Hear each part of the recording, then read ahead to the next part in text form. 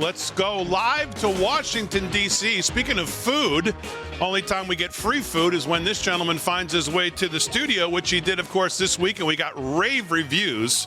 I mean, I can't take him off the road, but everybody, every email message was, oh, my God, get Ben in the studio more often. Get him in the studio. Get him in the studio. Ben Bergquam, that looks like a pretty scene behind you there. Maybe a little better than being in the studio, but how are you?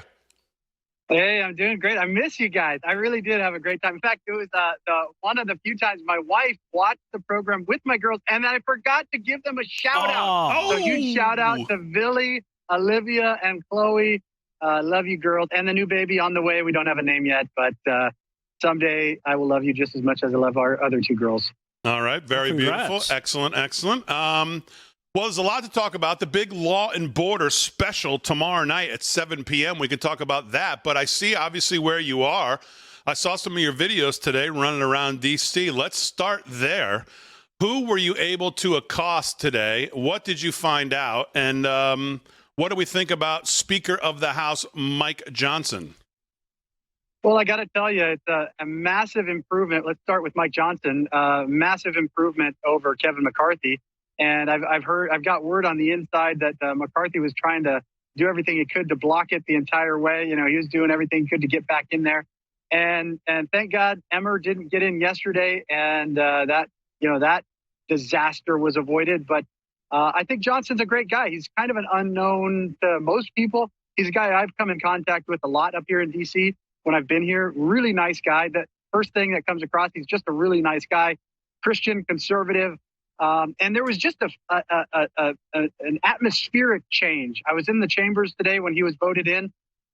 The day today, the way it felt in there versus the last week when I was here, when it was Jim Jordan and that whole process, there's just a shift where you could tell people were excited about this. Obviously, except for the demons on the Democrat side. But other than that, it's a big deal for Congress. Now, the question is what comes from this? You know, what happens next? The big question for me is obviously border funding, and not even border funding. Actually, it should be border unfunding. We need to defund all of these leftist organizations, these NGOs that are profiting off the invasion of our country. We don't need Joe Biden's $14 billion to pay off Chicago and New York and all of these sanctuary cities that are getting overrun because of their policies. And so we'll see what with that. Well, obviously there's major pressure for the Ukraine war, for Israel. But bottom line is we got to put America first. We got to secure America first. And yes, our new episode, Law and Border, tomorrow night, new time. We're getting actually a premiere during Grant Stinchfield's show, the hour before your show. I'll actually be on a plane flying. I'll be trying to communicate via online to join the Getter chats and all of that. But it'll be exciting, a new premiere of Law and Border. So some good stuff going on. Yeah, we'll get to Law and Border. I want to know what you're covering in this episode in a second. But let's just stick with Mike Johnson just for a second, because I agree with you. He's as much of a family man, family traditional values that we've ever seen in this position. He does seem like he gave, I'm going to play, not in its entirety because I've had to edit some of it, but he gave one of the great speeches today that I think I've ever heard. I mean, you talk about getting back to our founding principles and getting back to the Constitution and getting back to revering what made this country great. He gave one of the great speeches today that I've heard in a long time. So we will visit that at 8:30. But he's going to be tested. And I know everybody right now just wants to say, see, better than McCarthy. Look where we ended up. And I would agree with that on its surface. I do think through all of this, he's obviously going to be better than McCarthy, but he's going to be tested early, and we're going to find out exactly if it's business as usual or not, because you're going to have a continuing CR that's going to have to be passed again. There's no way they're getting this done by November or December or January maybe. So he's going to be forced with a president who already today out there put out a statement saying Congress to advance critical national security priorities, support Israel's defense against terrorism, defend Ukraine. So these things are going to come up very early for the new Speaker of the House. Yeah, absolutely. And this is one of those things. I think, McCarthy definitely wasn't my first choice or my 100th choice for Speaker, having come from California and knowing the guy. But he's a guy who's kind of designed for that role. Speakership is not something Jim Jordan didn't want it. He honestly just didn't want it, and partly because it's not a job for everybody. It's a leadership role of trading favors, and if you're not into that, if that's not your world, and you don't like that whole scene, it's a tough job. And so, in one sense, Kevin McCarthy was good in that sense because that's all he does is trade favors. But you never know, you never trust the guy. Mike Johnson is just a really good guy, but he is going to be put into the fire. I mean, you talk about being thrown right into the crucible right off the bat. One of the worst times to be a speaker.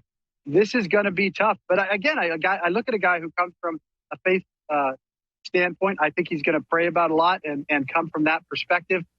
But it's going to be tough. I mean, it's going to be very difficult to not push the left's agenda, because you have to keep in mind, you've got all these Democrats, only a few less than the Republicans. And then you've got all these squishy Republicans on the Republican side that are all too happy to go along with the forever spending with the Democrats, with the forever wars with the Democrats, with the paying off the bribes of Ukraine and paying off even Israel, just not paying attention to the fact that America is imploding. All of this is all going to be happening at the same time. And the left is already going after him on his strong stance against abortion, on his strong stance against gay marriage, all these things that Christian conservatives love. The left is going to be using that. So they're going to be coming at him from every angle. And it'll be interesting to see how well he withstands that barrage. My favorite breakdown from the media today was the one that said, new Speaker of the House Mike Johnson served as legal defense for Trump during both impeachment trials. He voted against all Ukraine spending after the initial bill, objected to certifying the 2020 election fraud, and has called for the arrest of Nancy Pelosi. Yes. I said, I love this guy. Yes. Yeah, I mean, what's not to love on that one? Yeah, where's the downside? Where's the downside? That was all great stuff. Yeah. I know. Let me give you an example. I flipped on the TV when I got here last night, and I'm on, I forget, it was the Late Show, one of these shows. It just happened to be on. And all of a sudden commercials started running, and every single political commercial from the left started off with MAGA extremists want to take away your right to, health care and blah, blah, blah. It was all MAGA extremists want to, stop abortion, MAGA extremists, blah, blah, blah. And so that is the left. They think that this is the winning slogan for them. And so they're going to go after him with everything they have on that. But to us and to the base of America, those are all good things. I mean, supporting President Trump. Look, I saw the election fraud. I witnessed it firsthand in Arizona. It happened across America. There's no doubt in my mind Trump won if there wasn't for fraud.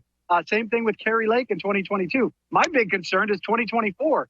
And this is why they're getting out in front of it and they're doing all these things right now. But yeah, no, you're right. They're coming after him on that stuff. And the base look at that and say, hell yeah, we've been waiting for a guy like that. Exactly. Yeah. Hey, Ben, real quick. Now that Magic Mike has, I call him Magic Mike because they call him MAGA Mike. I don't think we'll be seeing him dance around much anytime soon. But have you gotten any sense from the people there who may have, what their feelings is since he took over the speaker? Do you sense like, hey, there's some optimism, there's some trepidation? I mean, because we're seeing in the media, like Damon pointed out, that they're doing backflips trying to figure out how to take him down already. What have you seen and heard? Yeah. When it comes to the Republican side, the base, I interviewed Eli Crane, and Eli said was probably the most glowing recommendation for Mike Johnson. He said, I just trust him. When he tells you something, you trust what he's saying. And that's the thing. It's like, man, what a breath of fresh air that you can actually trust a politician. So that from the Republican side, there's that sense that this guy is a genuine guy. He stands on the principles he believes in. If he tells you something, it's going to be what he actually believes. When it comes to the Democrats, I mean, they're just, they're so far off. I mean, honestly, sitting in that room, sitting in that chamber right behind me, I was up in the chamber in the gallery. It's one of those things. You can feel the spiritual battle that's going on there. The side, not that everyone on the right is right or Christian or righteous, but there is righteousness there. And man, when the left speaks, it is just vile. You can feel the darkness coming out of it. So it's going to be, across the board, there's going to be battles. But when it comes to the base, they like Mike Johnson. Now, what he's doing, though, who doesn't like Mike Johnson are all the lobbyists who've spent millions and millions of dollars buying off guys like Kevin McCarthy. So that, like, this is a whole new thing where they're looking at, hey, we don't own this guy potentially. I don't know all of his background. I don't know where all of his influence comes from, but there's a sense that he's not bought like a lot of the other politicians are. So that'll be an interesting thing too. How quickly these fundraisers, lobbyists, string pullers can get their hooks into him, and hopefully he can avoid that. Yeah. So tell us about the big special tomorrow night, 7 p.m. right here, Real America's Voice, leading into us. Give us a little preview of what we're going to see. Well, it's we start in Yuma, Arizona. We're uncovering what the cartel's doing there. Then we go out and show that story that we broke on Real America's Voice News in Lukeville, Arizona, showing these massive numbers coming across now of Syrians, of Afghanis, of Pakistanis, showing that, and then also showing these NGOs that are going along with it. So it's going to be an action-packed episode from start to finish. And at a special hour, my prayer, my goal with this, and I'm really grateful for Grant, is that more of America gets to see it, because that's my focus. Out here in Congress, we have to stop this. We are bleeding ourselves out. This is national suicide, what we have going on our southern border. And my prayer is that people will watch it and they will share it. They will spread it. They will take clips of it. They will send it to their friends. They'll say, this is what's really happening, and these people need to be held accountable. And as you mentioned, I didn't accost anyone, but I made Ruben Gallego feel really uncomfortable. And it's a very simple question, and all of these open border Democrats need to be asked it. Are you paid off by the cartels, or are you selling out America for free? Ironically, though, he didn't answer me. So you'll have to watch that. You can watch it on my social media. He ran away. He did the famous walking. Oh, somebody's asking me a question. Let me pretend like I'm on my phone and walk away from him.